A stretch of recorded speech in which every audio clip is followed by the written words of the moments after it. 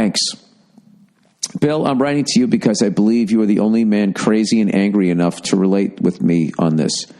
Dude, fuck banks. Fuck them all. This month, I just found out I owe my bank $45.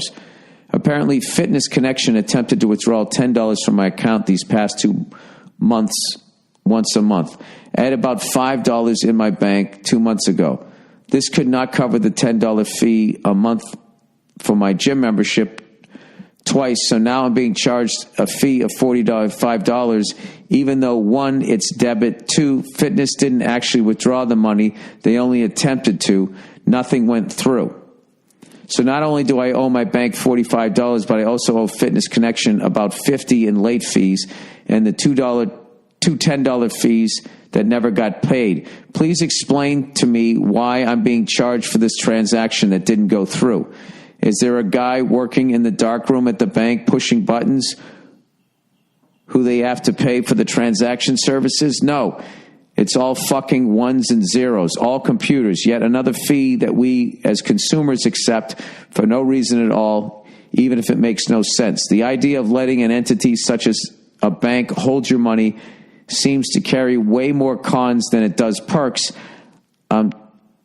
Taking your advice, and I'm going to call and complain until I get what I want. Fuck banks forever. Now all my money lives in the walls. If the house burns down, then so be it, but at least I didn't get fucked by the man. Keep the good work and good luck to your Celtics. Jason Tatum is looking like a baller. All right. I agree with a lot of things you're saying there, but what you didn't take responsibility for was your own actions that led to this. All right? If you know that you owe your gym $10 a month, you're going to have to fucking have that in your bank account. You didn't have that.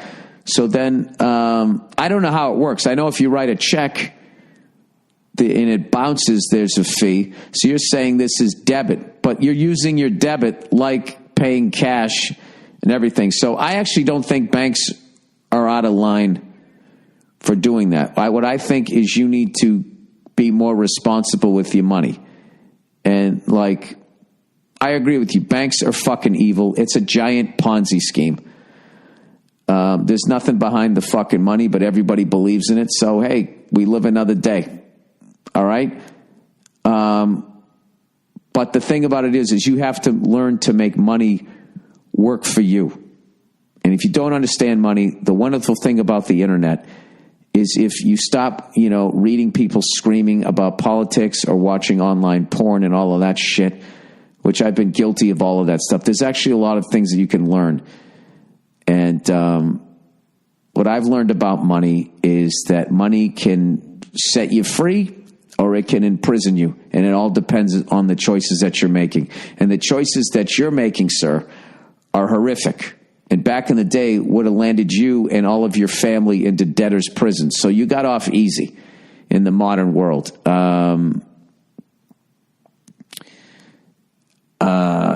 I guess taking your money out of the banks, putting you in your walls.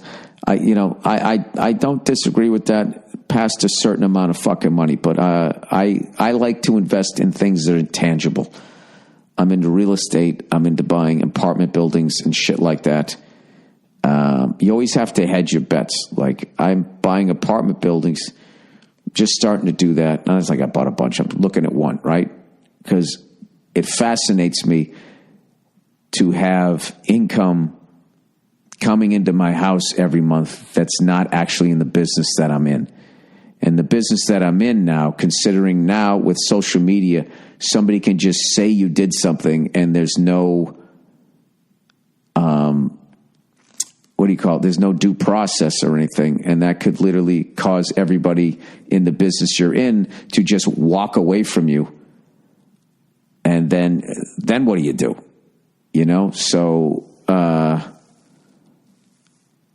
that's just a new pitfall in this fucked up business that I'm in, which, even before all that Me Too shit, I mean, you see these movie stars, one hit after another, and all of a sudden they have a couple of flops in a row, and then they just disappear. So this business has always been fickle as hell. So I planned on doing this anyways. But after all of that stuff came out and just recently looking at that Tom Brokaw stuff, I don't know if he's guilty or innocent, but the fact that two people can just accuse him, and then, what do you call it? There's no due process or anything. And that could literally cause everybody in the business you're in to just walk away from you. And then what do you do? which is totally their right, but the amount of people that just on the accusations now just look at that guy like he's a complete piece of shit isn't right. Isn't any more right than if he actually did what they said they were doing and then he's actually guilty of it. But to just, an accusation is just an accusation, but the amount of people that then take that as, game, set, match is, it's just how the world works. It's just how it works. So, you need to learn about money. You can't just say fuck banks and then just be antisocial and have your money in the walls. I mean, you can use banks as long as you know what the game is. You can use it in your favor, and if you just resist the stupidity of consumption and flat screen TVs and all of this shit that these stupid fucking celebrities show you when they go into their houses and, I had this stupid thing. What they're showing you is a fucking... The only thing that's impressive is the house. Everything else is a liability. It's all depreciating assets. Their fucking cars, all of that shit. You know what I mean? Those stupid supercars that those fucking idiots buy, that, the only place you really should be taking it is to a track so you can actually, open the thing up. And then all of those cars, you look at those Ford GTs. I saw one the other day for sale, and it was fucking 10, 15 years old, and it was high miles. It had 6,000 miles on it. Now, it retained most of its value, but it's just, I don't know. I guess unless you're going to buy those things. But all of those flat screen TVs, the monogram fucking stupid shit, the oil painting yourself, it's a bunch of shit. It's fucking stupid. The pots and pans that you buy, that rather than just buying the ones at Target, you go out and you got to go to fucking Foof's fucking place and buy these gourmet level fucking pots and pans to heat up your fish sticks. Because at the end of the day, you're still that blue-collar jerk-off. It's all a fucking waste of money, and it's just a bunch of shit. Now, if you actually take your money, right, and learn how to invest it, and then your money starts making money, that's when you flip it. When your money is earning you fucking money, when you're fucking sitting on a couch watching a game and your money is out there making you fucking money, then you understand it. And I don't even understand it, okay? But I'm just starting to learn how to do it. And I don't know, it's nowhere in the educational system. You have to seek out that knowledge yourself. Like most quality knowledge that's out there, you have to seek it out because people aren't going to give it to you. So that's what I would say. So I feel for you that you're in that position. I've been in that position.